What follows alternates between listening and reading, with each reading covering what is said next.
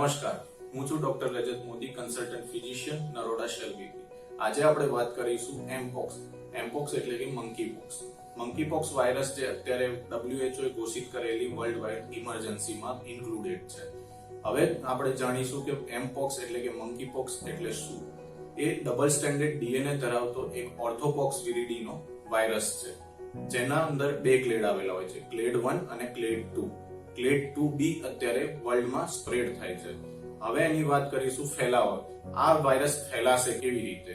વાયરસનો મુખ્ય ટ્રાન્સમિશનનો સોર્સ છે બે, એક એનિમલમાંથી પર્સનમાં અને પર્સન ટુ પર્સન, મતલબ કે એક માણસમાંથી બીજા માણસમાં સ્પ્રેડ.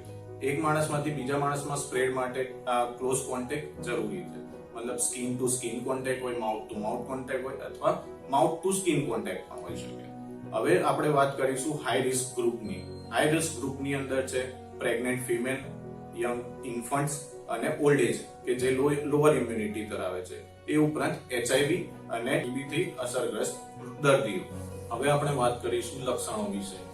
મુખ્યત્વે મંકીપોક્સના લક્ષણોમાં રેશ, ફીવર એટલે કે તાવ આવવો, માથું દુખવું, શરીરનું દુખાવો, સાંધાના દુખાવો અને અન્ય તકલીફ જેમ કે પેટનો દુખાવો, એ બધા લક્ષણો સામેલ છે.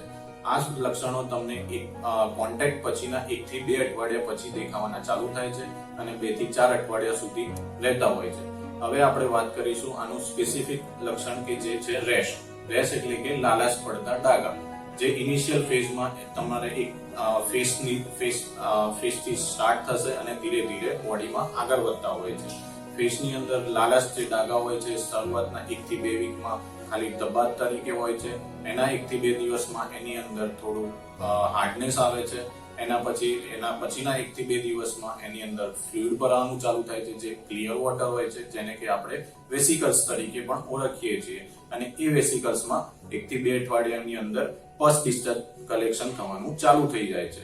એના પછી એ જ્યારે ધીરે ધીરે ટાઈમ જતા એ વેસિકલ સુકાતા જાય છે અને સ્કિનમાંથી ઉખડીને ક્રશ તરીકે નીકળી જતા હોય છે. હવે વાત કરીશું એના ડાયગ્નોસિસ માટે, મતલબ કે મંકીપોક્સ આપણે ડિટેક્ટ કેવી રીતે કરવું. આ બીમારી જનરલી સામાન્ય વાયરલ એટલે કે ફ્લૂ ટાઈપ જ સિમ્પટમ્સ ધરાવતી હોવાથી આપણા લક્ષણો પણ એ ફ્લૂ ટાઈપના હોવાથી ડિટેક્ટ કરવો બહુ અઘરો પડી રહ્યો છે.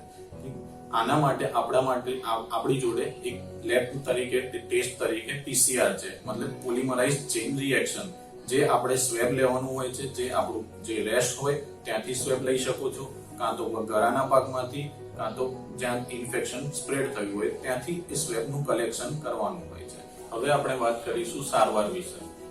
આપણો સારવારનો મેઇન એમ છે રેશને કંટ્રોલ કરવો અને દર્દ, તાવ અને બીજા અન્ય બીમારીથી સપોર્ટિવ મેનેજમેન્ટ કરવું.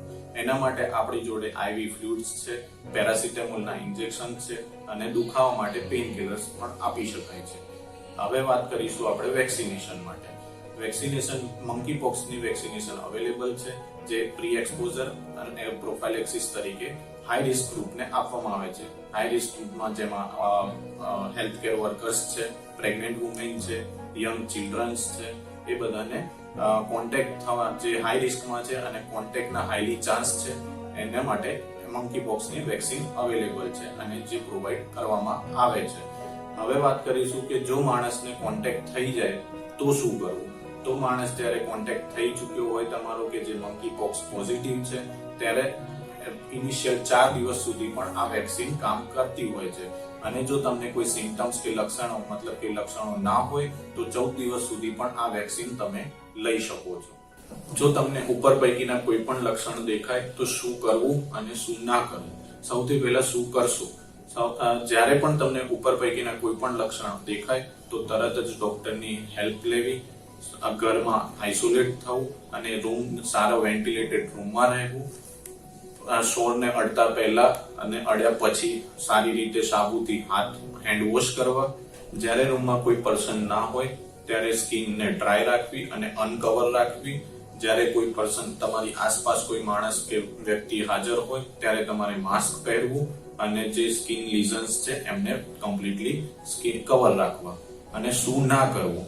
શું ના કરવામાં તો સૌથી પહેલા જ્યારે પણ તમને રેશ થાય કે ફોલ્લી થાય કે જેની અંદર પસ ડિસ્ચાર્જ કલેક્શન થાય તો એને ફોડવાનો ટ્રાય નહીં કરવો, ક્યારેય ખરંજવું નહીં અને જો હેરી પાર્ટની અંદર જો આ લીઝન જોવા મળતા હોય તો એ પાર્ટને સેવ ના કરો.